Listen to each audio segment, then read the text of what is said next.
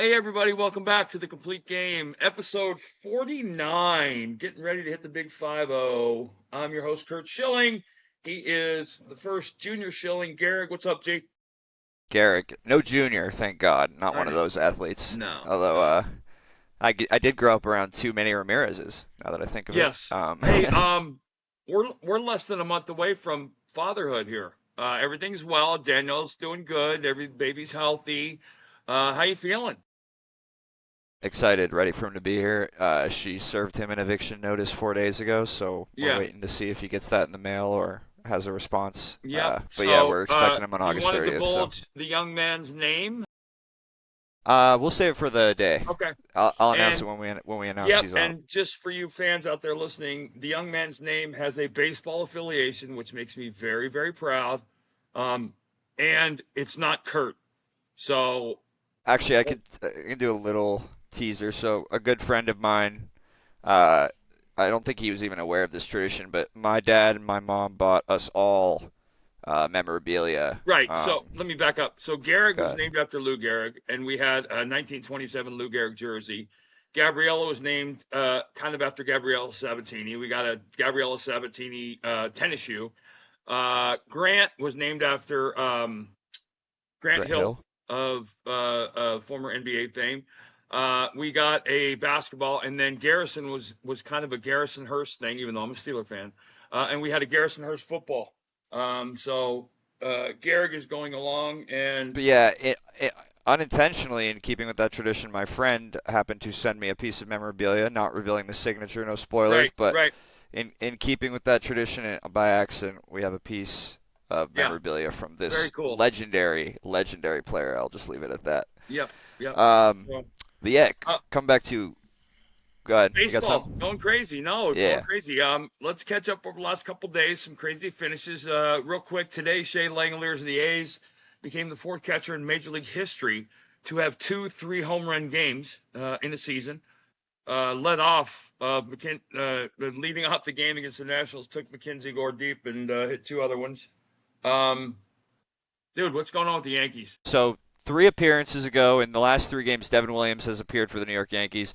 He has pitched 2 and 2/3 innings, is 0-1 in those appearances, giving up 5 earned runs with 3 walks and only 1 strikeout.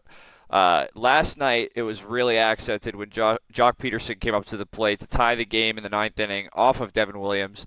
And then Josh Jung, the next inning, was intentionally the batter walked before him. Wyatt Langford was intentionally walked to set up a walk-off home run in what would be the second of 2 nights, including today. He blew another save on Okay. 2/3 of work. He gave up 2 earned runs to the Rangers again. And in that same game, you mentioned on the other side of the ball Nathan Eovaldi, who's silently becoming a sleeper candidate for the American League Cy Young, I think. Only because the writers have some of them have embraced sabermetrics and hell, half the websites you go on now, you don't even see ERA as a posted stat because they believe in FIP and all this other crap. ERA isn't pitcher dependent. It relies on your defense and all things that go with that. But pitchers have control to some degree over their ERA. He's 10-3. And by the way, we're in August 5th, right? We got 5 weeks left of the season. 10-3 with a 1.38 ERA. That's not for the month or his last five starts. That's for the year. Now, he only has 111 innings. But we've seen in the last 10 years, we've seen guys win with a 500 record. We've seen guys win with less than 195 innings. I mean, Tariq Skubal is, you could probably argue, has a stranglehold, legitimately so. But there is now, I think, a discussion, and we're going to have one at the end of this show, about two guys that I think, and I think we both agree, are really sneaking up and legitimate contenders for two major awards. Also, Jacob DeGrom on his team as well is having a stellar year. Maybe Right, not in the right. same I'm just glad category, he's but healthy. I'm just glad me too. DeGrom's healthy. He's fun to He's watch somebody pitch. that people pay to Period. watch pitch, and it's good for the game. And, my lamenting about the state of pitching in baseball isn't going to change. I mean, the Rockies lost again tonight, and their starting pitcher gave up 7 earned runs, and he ended the game with an ERA of 9.22 for the season. Pitching in baseball is so horribly broken right now, but I think it accentuates the nights you get to see special guys pitch. Yeah. Nathan Nights is nights like definitely one of tonight them. Yeah. where we had Crochet, Freddie Peralta, and Nathan Eovaldi. We also had the Giants' woes continue. They got walked off on by the Pirates, who we mentioned last episode are the only team Yeah. since June 15th to score less runs than them. And then you mentioned the Rockies getting killed today. They got killed yesterday on 25 hits, 15 runs by the Blue Jays, 2 home run night by Bo Bichette, who looks to be like essence of his father at some Well, times. he's reverted back to the guy I think they thought he was going to be after struggling a little bit. But I That whole will. team of second generation guys, even Dalton Yeah, Varsho yeah. had a couple big Varsho, hits they in that had game. Varsho, they had Biggio, they had Bichette, they've got Guerrero Vladdy. Jr. Um, Baseball genes. I mean, even though none of my boys played professional baseball, you had the baseball gene, and were you had a baseball IQ 10 years ahead of yourself every year. It was fun to coach, but one of the things, having been in this position as a player, I can tell you, the last 5 weeks of the season, clubs playing the Giants and the Dodgers and the Padres and the Yankees and the Blue Jays and the Red Sox, that's their playoffs now. Can we knock somebody out? That's a dream scenario, and it gets you up for a game you might not otherwise be up for. And that's why you're starting to see, especially if you're a bettor, and you're looking at potential long odds games or good odds games. The big underdogs with their ace going against a playoff contending team is never a bad bet late in the season. Speaking of a game similar to that, not necessarily the ace going for the Orioles, but the Orioles played the Phillies, who their season's pretty much over, and the Phillies are looking forward to the postseason at this point. They were tied 3-3 in the 6th inning, and their newest acquisition, Harrison Bader, came up and took his first at bat and made the most of it on a 3-run shot to break that game wide open. In a game where that probably would have led the news if Kyle Schwarber wasn't doing Kyle Schwarber things, hitting 2 home runs, having 6 RBIs. I mean, since he's come into the league, one of my favorite stats too of all time, that he's the only guy to homer in every single round of the postseason on both sides of the He's American and hammered. He's National League. homered. I think it is in everything, right, including the World Yeah. Baseball Classic. Yep. All of that stuff. It's And like it's I like the was told Veritex stat for playing in the Little Little League League World World Series, Series, College but World yeah, Series. Yeah. Olympics, yeah. I remember very distinctly. Theo Epstein has always been someone that I have a tremendous, amount of respect for. I've reached out to him at different times regarding different things as I start to try and work my way back into the game of baseball and talking to him about things. And a lot of the situations that have come up in the last couple of years, I've always reached out to him. I just want to go through the interview process and understand it. So I ask him questions about that stuff. But I remember very distinctly when Theo was with the Cubs and they drafted Kyle Schwarber. Theo told me that they were drafting a guy, and it was Kyle, that had more raw power than any player that he had ever seen and I mean, remember, Theo was in Boston with Manny and David and guys who had immense raw power. But Kyle Schwarber is also, I believe, and people are cherry picking stats like nobody's business these days, but he is the only player or the first player ever to hit 40 or more home runs or as many home runs as he's hit his first 4 seasons with the new team. And there's a very John Kruk feel to this. Like, hey, this guy physically, you look at him and go, all right, he probably puts bricks together and builds buildings. Um, And smokes camels. right, but he doesn't. He is an extremely talented hitter. And if you're wondering, for you guys that are in dynasty baseball leagues, he's going to age like Ricky Henderson. On base percentage has always been a thing for Kyle Schwarber. Even when he hits, he's Adam Dunn-esque sometimes hitting 220. He's going to hit his 30 to 40 home runs, but he's going to get on 33, 34, 35% of the time at a minimum. Now he's hitting 260, 270, and he's getting on almost 40% of the time. Billy Beane gets a lot of credit for Moneyball and the age of sabermetrics stepping forward, but Theo clearly was in front of that and knew a lot about that because of Schwarber and the use of Schwarber at the time. For the first time in baseball history, at least in my memory, guys that look like Kyle Schwarber were hitting leadoff. Right. Because they'll get walked. You have to go back to the 70s, early 70s, mid 70s, early 80s to a guy named Brian Downing for the Angels.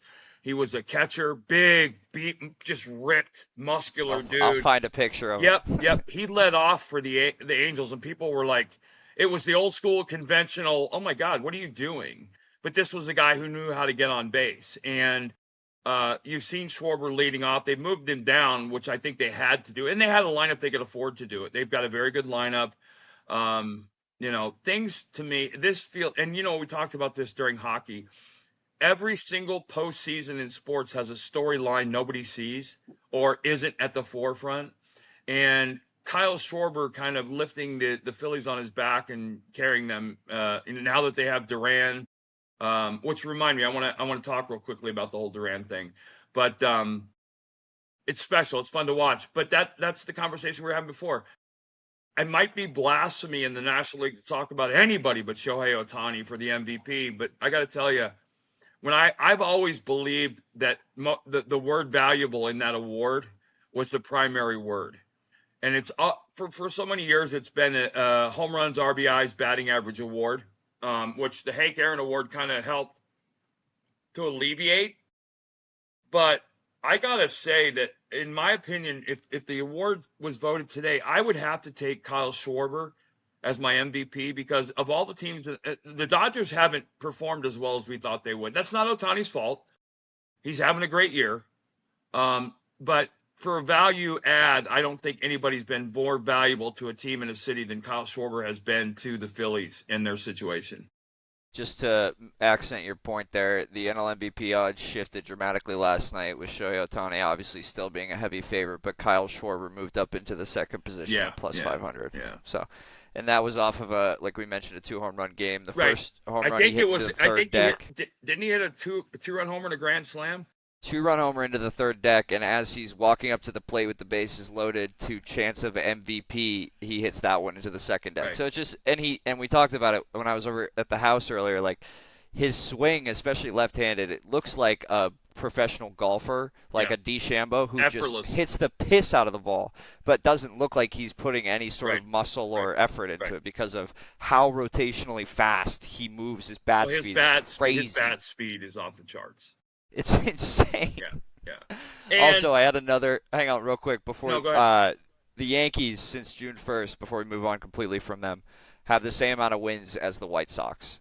So just to talk about not just the last 5 games. Wait. Since June 1st? June 1st, the Yankees and White Sox have 24 wins. No way. That's 2 months, by the way. Yeah.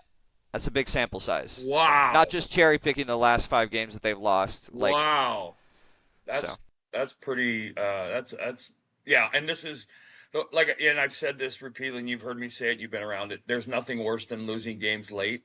Now, granted, that was a nothing game going into the 8th inning, right? But it wasn't the night before, and it wasn't the night before that. No, those are hard, and you have to make quick decisions now if you're slipping. Right, early in the season, it probably went a week or two more than it should have with Devin Williams. But Aaron's trying. Aaron Boone is probably as good a personal manager as there is in baseball. You don't jump ship on a guy like that when you know he's going to be your closer at some point, and they didn't. Now you don't have the luxury of waiting a week to see him work it out. Now you've got to say, okay, somebody else in that bullpen's got to find those last 3 outs, get back into the 8th inning, Devin, take a breath, and all that other stuff. Is there a world, and again, this is the part of baseball I didn't get to because just being so young, but is there a world where that is opened up sort of like a quarterback room, like for, it's someone's job to go and get now? Like Right. Well, the thing now is, I guarantee you on an Aaron Boone team, everybody in the locker room is saying tonight, oh, it wasn't his fault. We couldn't score. Nathan Eovaldi shut us down. We had our chances. We didn't score or whatever. Yeah, and that's the right thing to say. Right. But nobody in baseball is having a worse night tonight than Devin Williams, because I know from personal experience, blowing a save. That's a quiet bus ride. Blowing a save is the worst thing in the world for a professional pitcher. Because all the other 24 guys all did their job. I didn't do mine. And rarely in team sports can you point to one guy, right? And tonight you can say, hey, they didn't score any runs, or Nathan Eovaldi was awesome, yada yada. But if he throws the scoreless inning, maybe they win it. And that's what's going through his mind. My bigger concern is that you're seeing more of this with closers because of, and I'll go right to Duran. if you look at the 2 saves that Duran has gotten, if you watch the video of both of them, look at and listen to what everybody's talking about. What was the headline coming out of that second save? I'm not sure. 103 Oh, miles an hour, the end pitch being right? like 100. Yeah. It was a neck high ball, but it was 103 miles an hour. And those things in October, that doesn't work as well. Now, I'm not saying it won't, but guys are more dialed in October, and they chase less in October. But that's something to be concerned about if I'm a Yankee fan. Yeah, for sure. And another AL East, or actually, before I get to the AL East, Zach Liddell getting his first start for the Reds tonight against the Cubs. Faced the Reds 2 starts ago and kind of got shelled. I wanted to know, I looked up, you never pitched against, you got traded one time midseason. You never pitched against the Phillies after that during that year. Do you think that's kind of awkward, though, for him, or is it Yeah, kind of just no, water it's under the very bridge? weird. Very weird. So he went 6 innings, gave up 10 hits, gave up 5 earned runs, got kind of lit up. Right. Yeah. No, that's weird. It's just odd. You're facing your teammates, your former teammates, and when that happens inside of a week or two, it's very weird. It's odd. It's not bad. It's weird. I remember It's awkward. Yeah, it's kind of what. facing Scott Rowland with the Cardinals for the first time after he'd signed there, and it was like, to this day, I swear to God, Scott, I didn't mean to hit you after you hit the home run. But he still believes I threw at him on purpose. Yeah, I mean, I'd believe that knowing you. I was gonna say, for him though, like, is there anything that in your experience, maybe not for you personally, because like I said, you weren't traded midseason, but like where guys in this similar circumstance are like David Ortiz or Manny or someone, for example, will come over and be like, "Hey, don't worry about it, dude. Like I do that to everybody." Right. No. Yeah, I'm sure. There's a personal pride thing. It's like I've seen guys who face their brothers, there's a personal pride thing to this. And again, you're talking about a room full of alpha males. No one wants to be embarrassed. Okay. All right, we got to mash your name together this week. Wait, hold on. I got one more thing I want to talk about before we get to that. So we were talking about the Blue Jays, and I haven't really done my due diligence in paying attention to what has been such a big part of their season. And I was looking at pitching earlier across the board for them, and they're pretty much even keel. Like nobody stands out amongst their starting pitching staff. Right. When you get to the playoffs, is Max Scherzer a 1-2 guy for you still? I don't think he ever has been. I mean, he clearly has been at points. He started Game 7 of the World Series. No, I don't think he's ever been in October 1-2. Hurt. He has been started in Game 7 hurt. So but he's I've clearly been the guy I've on his also team. seen him bow out of games in October with the stiff neck and a tired arm or things like that. And the reason I ask though is it's a very real conversation, especially we just talked about the Yankees slipping and the Red Sox are a roller coaster this year. That they'll be in a playoff series where, God forbid, a one-game playoff series where they have to have Gosman's the guy, I think. Okay. Gosman's their guy. I think Max is there too or whatever. But yeah, they're going to have to, I think, outscore some guys to get anywhere. But like you, I haven't done a deep dive into their rotation. I just know it was just something I was looking up today because I was just curious about, like, he's obviously battled injury the last 3 years and he's a surefire Hall of Famer, but he's 42 years old. He's won 2 World Series. What is the point for him? Like, do you think he's just one of those psychos who, like, he's never going to be able to sit still without? He's chasing another ring. I mean, he's climbing the 3,000 strikeout ladder, and at that point in your career, that's what you play for that ring. That's I think he always. But that's he's got 3 Cy Youngs, 200 plus wins, 3,400 strike, like 8 All-Star games. Like, what else?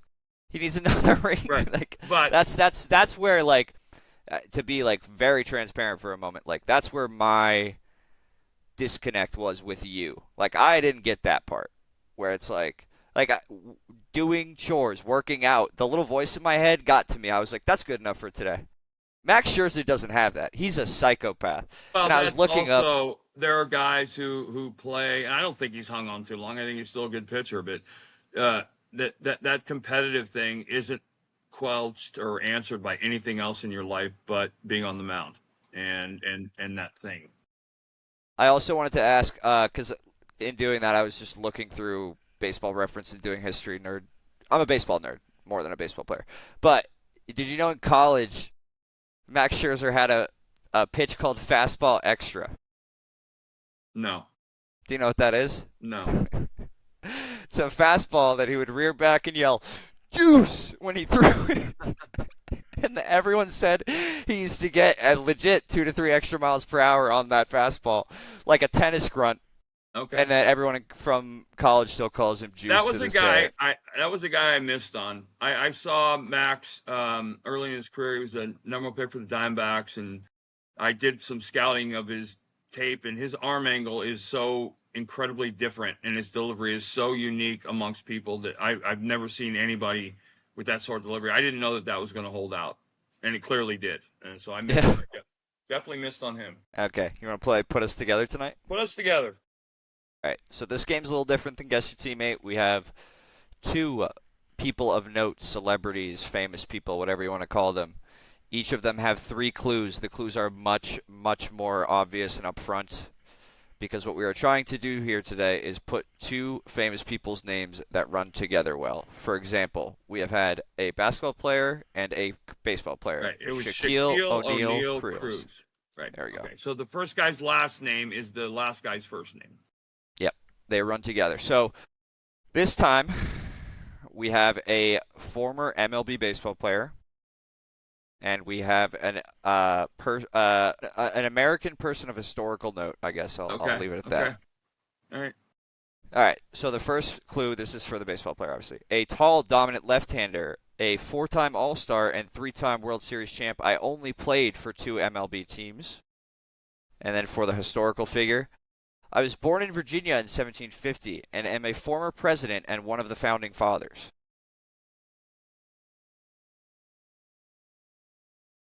Any ideas off the rip? Give me the baseball player again.